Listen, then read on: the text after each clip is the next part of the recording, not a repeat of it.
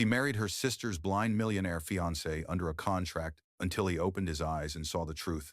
Hello, everyone. Before we begin today's story, I have a small favor to ask. Please hit subscribe and turn on the notification bell so you never miss our channel's new videos. It is quick, free, and the best way to support us in bringing you more dramatic stories. Your support means the world to us. Where are you watching from? Drop your city or country in the comments below. Thank you very much. Now, let us return to our main character.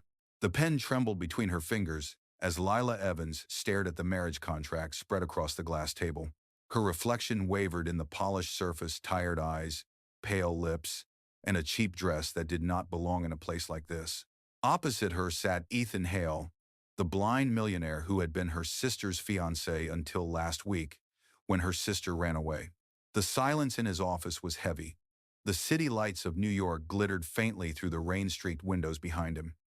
Ethan's voice was low, measured, every word deliberate. "Sign it," he said. "It is only for 3 months." Lila swallowed hard. 3 months? You want me to marry you to pretend to be her? You will receive full financial support for your father's hospital bills, he replied. And when the term is over, you will be free. The words hit her like cold water. Her father's face flashed in her mind, the oxygen tubes, the unpaid invoices, the nurse's quiet warnings. She had run out of options. The world had taken everything except her pride, and now even that was being tested. She looked at Ethan. He sat perfectly still, his eyes clouded with the pale haze of blindness, yet his posture radiated authority. His suit was sharp, his jaw tense. This was not a man who begged. This was a man who decided and others obeyed. "If I refuse?" she asked softly. His tone did not change. "Then your family loses the house by the end of the week. The company your father built will be sold at auction tomorrow morning. I can stop that with one phone call." The air left her lungs. There it was, the price of her name, her signature, her freedom. She lifted the pen again. "And the rules?" Ethan folded his hands. 3 of them. First, you do not interfere with my personal life. Second, you will not expect affection. Third, you will keep this arrangement secret. No one can know this marriage is a contract. Lila gave a faint, humorless laugh. "And what do I call you? Mr. Hale, my husband? You can call me whatever makes it easier to play your part." Her throat tightened. She thought of her mother sitting in the hospital cafeteria, holding bills and shaking hands. She thought of her father's fading heartbeat on the monitor. The word yes tasted like metal in her mouth. "All right," she whispered. "I will do it." She pressed the pen to the paper. Her name bled in dark ink across the contract. Lila Evans. At the bottom, in smaller handwriting, she added one line barely visible. "As long as I can still call myself a decent person." Ethan's expression did not shift, but for the briefest moment, his fingers paused on the edge of the document, tracing that faint line as if trying to read the emotion behind it.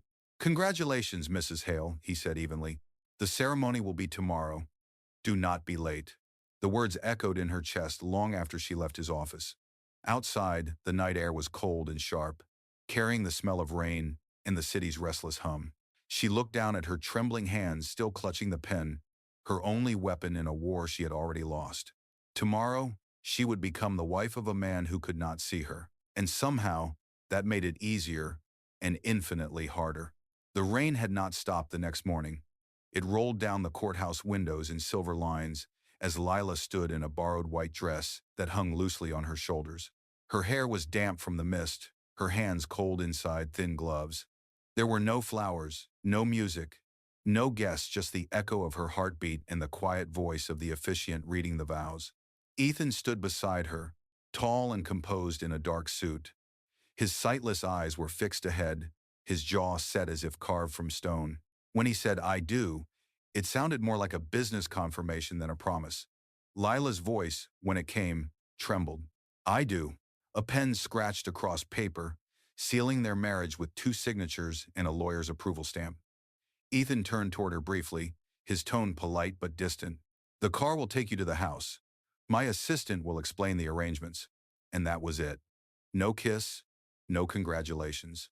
Only the soft click of his cane as he left the courthouse first. By evening, the car stopped in front of Hale Manor, a vast stone estate that loomed like something from another world. The gates creaked open, and she stepped out.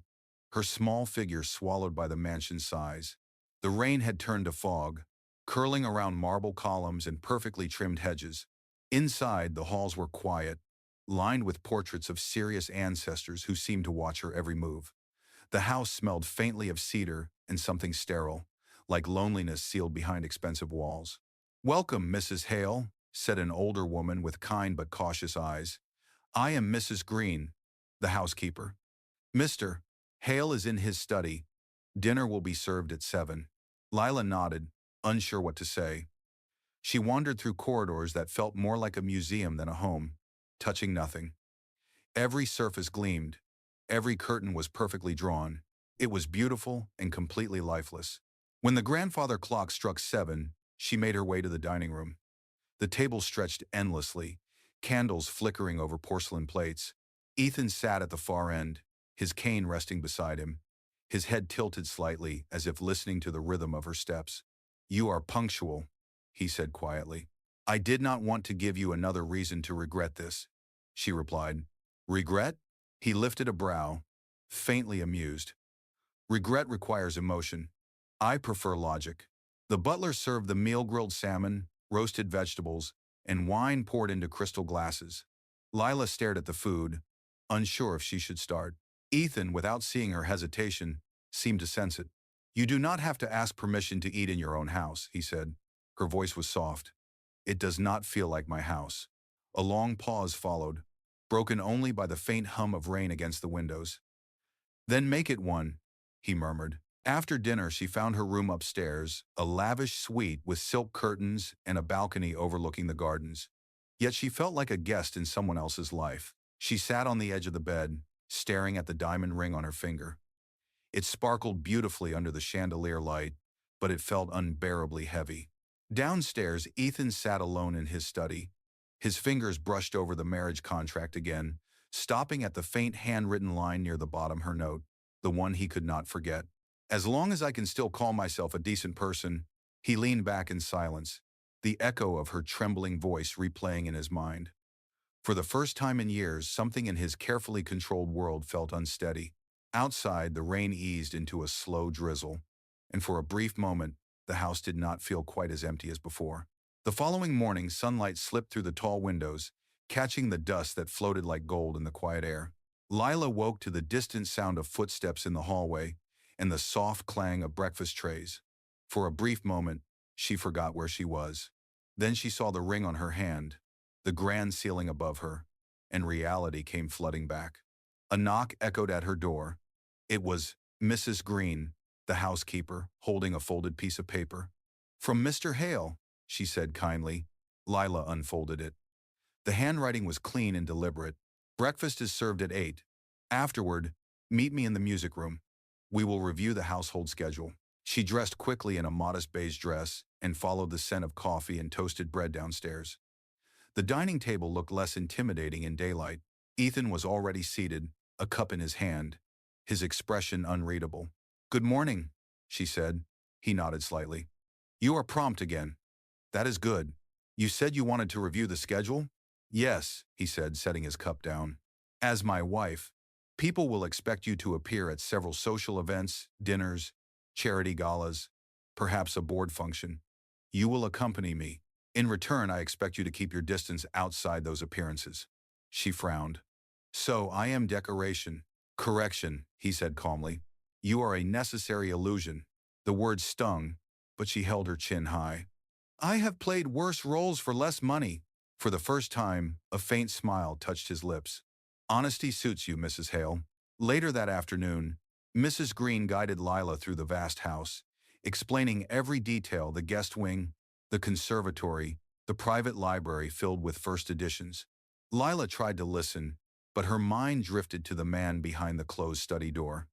She had expected arrogance, maybe cruelty, but what she saw in Ethan was something else entirely.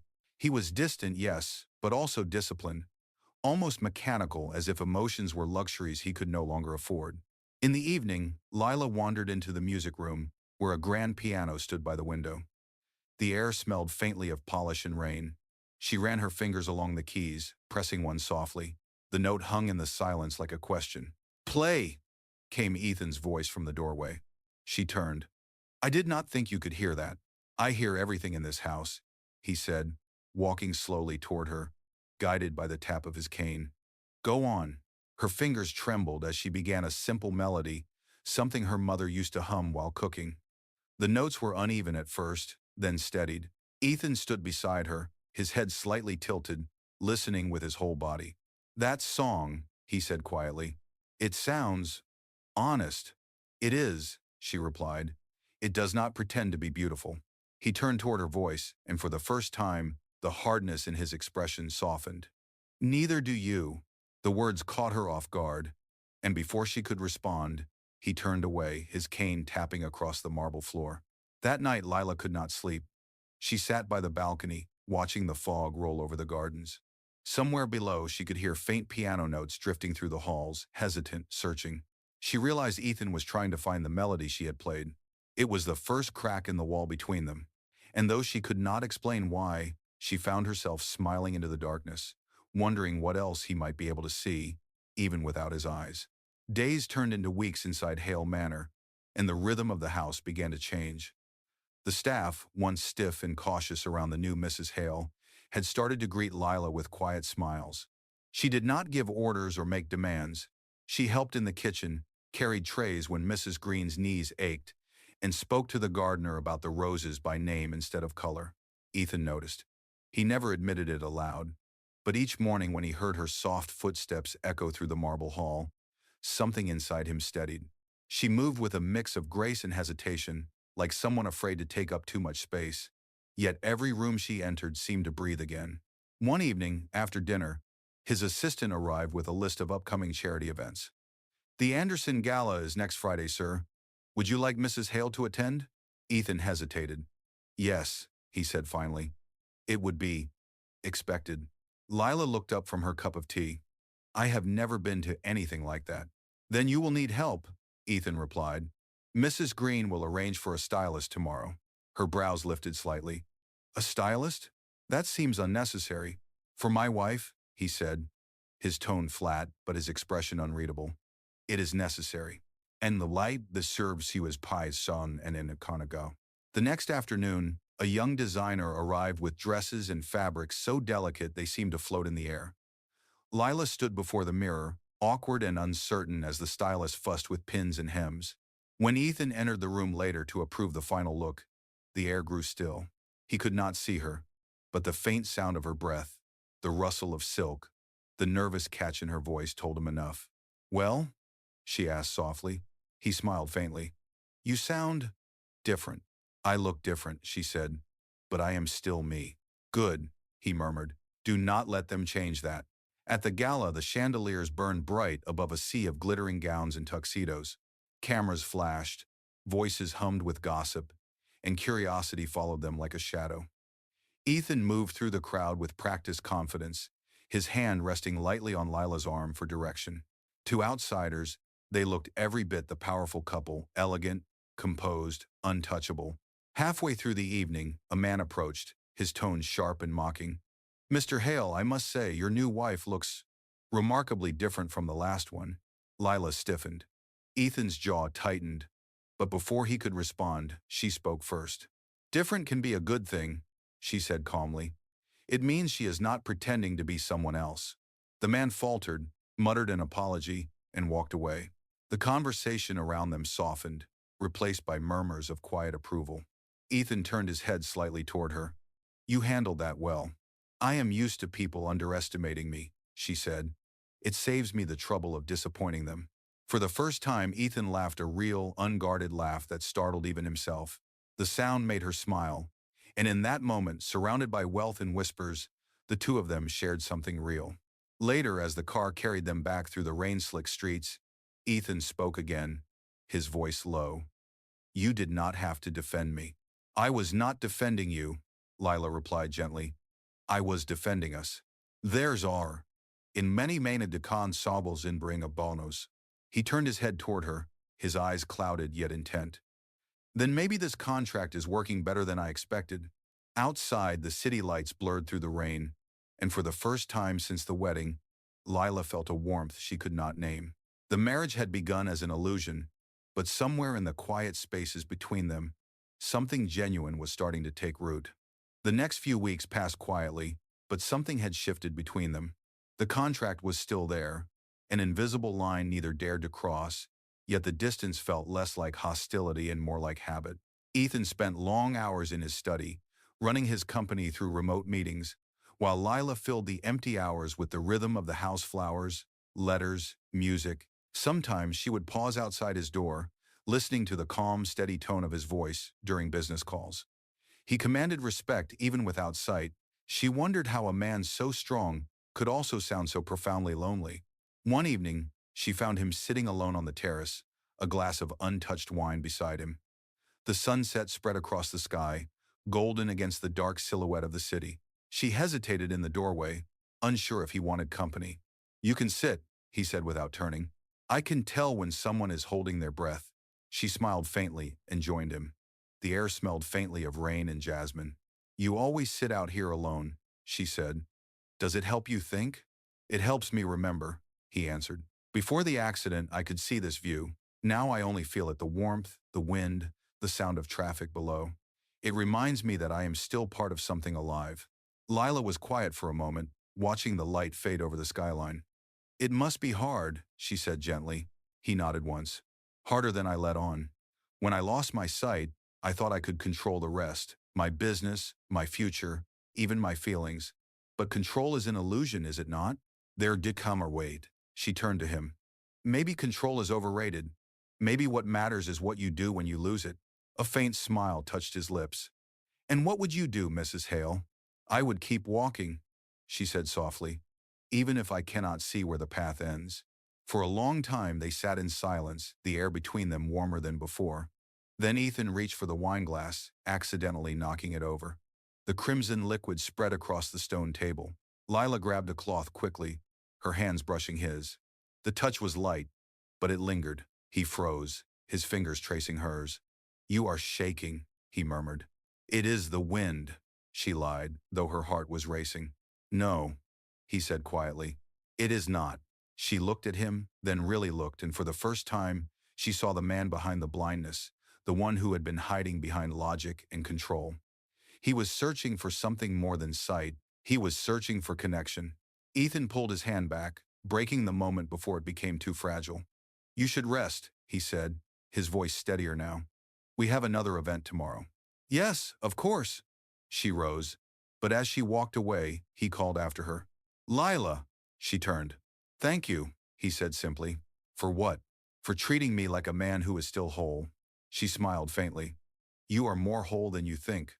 It is not lever one, it is laid at a bend." That night, she stood by her window, unable to sleep. The world outside glimmered with soft city lights, and she realized that somewhere inside the same house, Ethan was probably awake too, listening for the same silence. The contract that once bound them was beginning to fade, not through signatures or clauses, but through something neither of them had planned for. Something dangerously close to love. A week later, the spring rain returned, soft but relentless. The mansion felt quieter than usual, the kind of silence that carried weight. Ethan had gone to a follow-up appointment with his doctor, accompanied by his driver. Lila waited by the window, her hands wrapped around a mug of tea that had long gone cold. She did not understand why she was nervous. It was just a medical visit, but the thought of something happening to him made her chest tighten. When the car finally pulled up in the driveway, she hurried to the door before she could stop herself. Ethan stepped out, guided by the driver, his expression calm but unreadable. He turned slightly toward her voice as she called his name. "You are early," he said.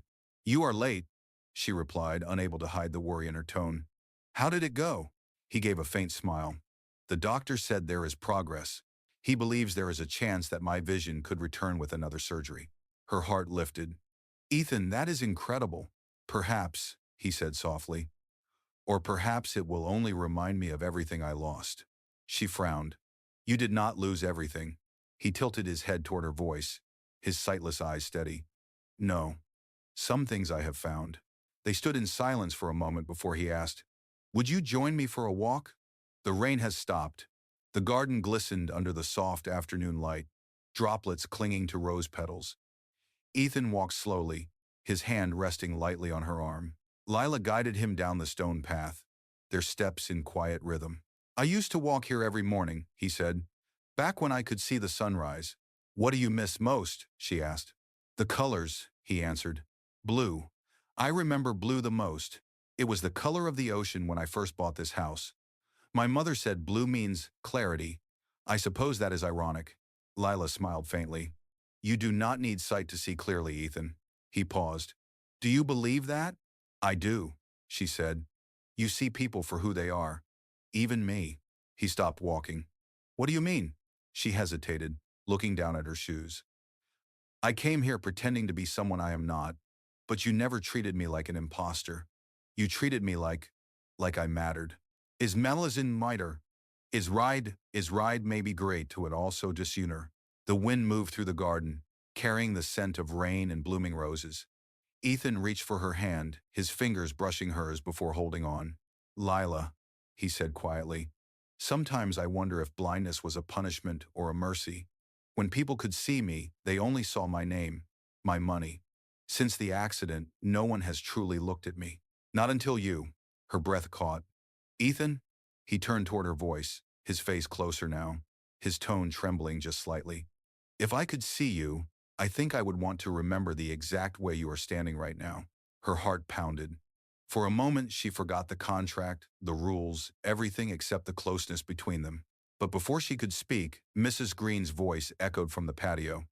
"Mr. Hale, the board meeting will begin in 30 minutes. Ethan let go of her hand, the moment breaking like glass. "Thank you, Mrs. Green," he said, his voice calm again. As they walked back toward the house, Lila felt the distance return, polite, careful, familiar. But something had changed. The boundaries were no longer solid walls. They were fragile lines drawn in sand. That night, Ethan could not focus on his reports. Every time he closed his eyes, he saw her face, not clearly, but in flashes, shapes, warmth. He remembered the softness in her voice when she said his name. He remembered the way her hand fit into his. In her room upstairs, Lila sat by the window, writing in a small notebook she kept hidden in the drawer. The page was filled with words she could never say aloud. "If he ever sees me, truly sees me, I hope he will still want to look." Thunder rolled in the distance. She closed the book and pressed her forehead to the glass. Below, she could see the faint light from his study window. He was awake too. For the first time since their marriage began, both of them wanted the same thing. Something real, something unspoken. Neither dared to admit it yet, but love had already begun to bloom quietly in the dark, like the roses outside that always found a way to open after every storm. The following morning began like any other. The air smelled faintly of coffee and polished wood, the rhythm of Hale Manor calm and predictable. But by noon, the illusion of peace shattered. Lila was arranging flowers in the foyer when the front doors burst open. A woman stepped inside, tall, elegant, her designer heels echoing against the marble floor. Her voice carried authority and familiarity. "Ethan," she called out, "we need to talk." Lila froze. The face was unmistakable. It was her sister, Claire. Ethan's voice came from the hall, steady but colder than usual. "What are you doing here, Claire?" Claire's gaze flicked toward Lila, her smile thin and sharp. "I came to see what kind of performance my little sister has been putting on. You married him under a contract, did you not? Did you really think no one would find out?" Lila's stomach turned. "Claire, please." "Oh, do not pretend innocence," Claire interrupted. "You took my place, Lila. You used my name. You tricked him, the press, everyone." Ethan's brow furrowed. "What is she talking about?" Lila's throat went dry. "It is not what you think." But Claire was already pulling a folded document from her purse, the contract, complete with signatures and dates. "You see?" she said, waving it like a weapon. "She was paid to marry you. It was never love, Ethan. It was business. In Raiders until now." The words cut deeper than any blade. Ethan reached out a hand, searching for something solid, but all he could grasp was air. "Lila," he said slowly, "tell me this is not true." Tears burned her eyes. "Yes, I signed it. But it was before I knew you. Before any of this meant anything." Ethan's voice dropped, low and hoarse. "And yet you never told me." "I wanted to," she whispered. "I tried to." "Enough," he said sharply. "I cannot listen to this. Claire's expression twisted into satisfaction. You deserve better than a liar, Ethan. Mrs. Green appeared in the doorway, worry etched across her face. Mr. Hale, the reporters are outside. Someone leaked the story. And lever to the pandan to the fan. And in the best of the lighting. Lila felt the ground tilt beneath her. Cameras, headlines, scandal. It was all unraveling. Ethan turned away from her, his voice trembling with restrained anger. Leave. Both of you. Ethan, please, Lila begged. You said you wanted truth. This is it. I did not lie about my name, I only hid behind it to protect my family. But he was already walking toward his study, his cane striking the marble with sharp final clicks. The truth would have been easier to face than betrayal. The door slammed behind him. Claire smirked. He will never forgive you, Lila. You should have known better than to fall for a man like him. Lila turned to her sister, her voice shaking but fierce. No, Claire. I should have known better than to believe you would ever come back for love instead of money. She walked past her, out into the rain that had begun to fall again. The camera flashes caught her face as she stepped into the storm, but she did not care. The headlines could say whatever they wanted. Back inside, Ethan sat alone, the contract open before him. His fingers found the lines she had written months ago, the faint ink still visible under his touch. As long as I can still call myself a decent person. For the first time, he did not know who that line described her or himself. And somewhere beyond the gates, Lila kept walking through the rain, the mansion shrinking behind her, the sound of thunder drowning out the sound of her heart breaking. Days passed, and the scandal spread faster than Lila could have imagined. Her face was on headlines, her name tied to words like fraud, contract bride, and betrayal. She stopped reading the articles after the third day. What hurt most was not the gossip, but Ethan's silence. He did not call. He did not send for her. The gates of Hale Manor, once intimidating, now felt like a wall she could never cross again. Lila found a small apartment above a flower shop downtown. It smelled of lavender and rainwater, and at night she could hear the city traffic hum like a distant ocean. She started working for the shop's elderly owner, arranging bouquets with trembling hands. It was quiet, honest work, nothing like the gilded cage she had left behind. Still, there were moments when her mind drifted back to him. The way he tilted his head when he listened, the faint smile that used to slip through his guarded composure. She wondered if his surgery had happened, if he could see again. And she wondered if, now that he could see, he would ever look for her. Across the city, Ethan sat in his darkened study. The storm of publicity had nearly cost him a merger, but that was not what kept him awake. It was her voice echoing in his mind the way she had said his name that day in the garden. The tremor when she whispered, Ethan. He had tried to bury it beneath anger, but anger had burned away, leaving only regret. The letter from his doctor lay open on his desk. Your recovery is remarkable. Vision should begin to return gradually. He closed his eyes, the light behind them faint but real. The world was slowly coming back into focus, but it felt emptier than before. He reached for the folded contract again, running his fingers along the ink that carried her note. As long as I can still call myself a decent person, the words haunted him. He had treated her like a transaction, then punished her for being honest too late. Maybe decency was never about what he saw but how he chose to see. A week later, Ethan made a decision. He called Mrs. Green. Find out where she is, he said, and do not tell my sister. It took 3 days before he found himself standing outside the flower shop, the sound of bells jingling as he stepped inside. The air was thick with the scent of roses and lilies. Lila looked up from the counter, her hair tied back, her apron smudged with pollen. For a moment, neither spoke. Ethan, she whispered, disbelief in her voice. You should not be here. I needed to see you, he said. His gaze was clear now, blue and sharp.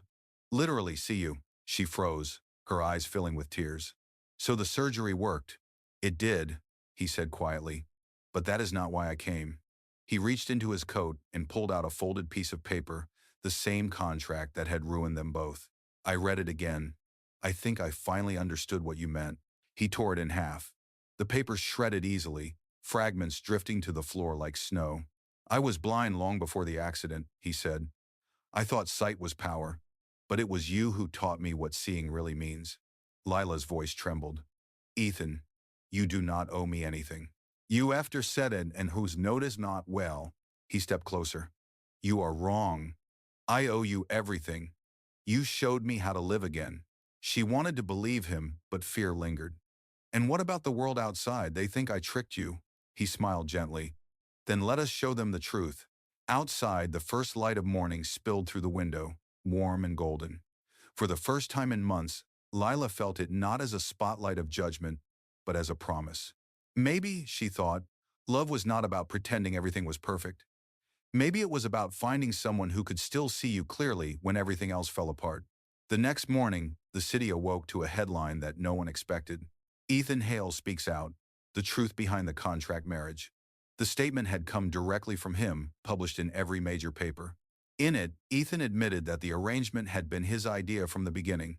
He explained that Lila had agreed only to protect her family, that she had acted with integrity when no one else had. If anyone was blind in this story, the article quoted him saying, "It was me.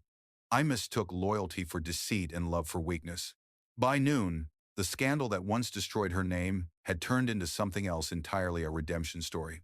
Reporters gathered outside the flower shop where Lila worked, but this time, the questions were different. "Do you forgive him? Will you go back?" She said nothing, only smiled softly and continued arranging roses in the window. That evening, as the sun began to set, she closed the shop early. The bell above the door chimed again, and she turned. Ethan stood there, dressed simply. No entourage, no headlines, just him. He was holding a single white rose in his hand. "Do you always close this early?" he asked gently. "Only when there is something worth waiting for," she replied. He smiled, stepping closer. "I thought I would never be welcome here again." "You are not a customer," she said. "Customers pay. You just owe me an explanation." He nodded slowly. "Fair enough." He took a deep breath. "I wanted to show the world that the woman they tried to ruin is the same woman who saved me. When I lost my sight, I thought my world ended. But when I met you, I began to see differently. You gave me back something that surgery never could hope." Her eyes filled with tears. "You do not need to say all that, Ethan. I forgave you the moment I saw you standing in that rain, lost and hurting. You just did not know it yet." He reached into his coat pocket and pulled out the same platinum ring she had once left behind on his desk. It gleamed softly under the fading light. "This time," he said quietly, "there is no contract, no rules, no lies, only choice. It is what I did not price is likeway." Lila stared at the ring, her heartbeat loud in her ears. "Are you sure?" "I have never been more certain," he said, "because now I can see you." She laughed through her tears as he slipped the ring onto her finger once more. Outside, the city lights began to flicker on, casting gold reflections against the window. Weeks later, they held a small ceremony in the garden of Hale Manor, the same garden where he had first told her about losing his sight. There were no reporters, no stage photographs, only a few close friends and the soft sound of piano music drifting through the evening air. As Lila walked down the path lined with white roses, Ethan stood waiting under the arbor, his eyes clear and bright. When she reached him, he took her hands and whispered, "You once said control is an illusion. You were right. Love is the only thing that feels real." She smiled. "Then let us live real, for as long as we can." When they kissed, the crowd broke into gentle applause, and the moment felt quiet, eternal. Later that night, Ethan hung the framed note from their first contract in his study, not as a reminder of a deal, but as a symbol of what they had overcome. The faint words still read, "As long as I can still call myself a decent person." These out of the drust tests with you steadinite. He looked at her across the room and said softly, "You made me one." And for the first time in a long time, the house that once felt cold finally felt like home, filled not with silence, but with the steady, beautiful sound of two hearts learning to see each other clearly at last.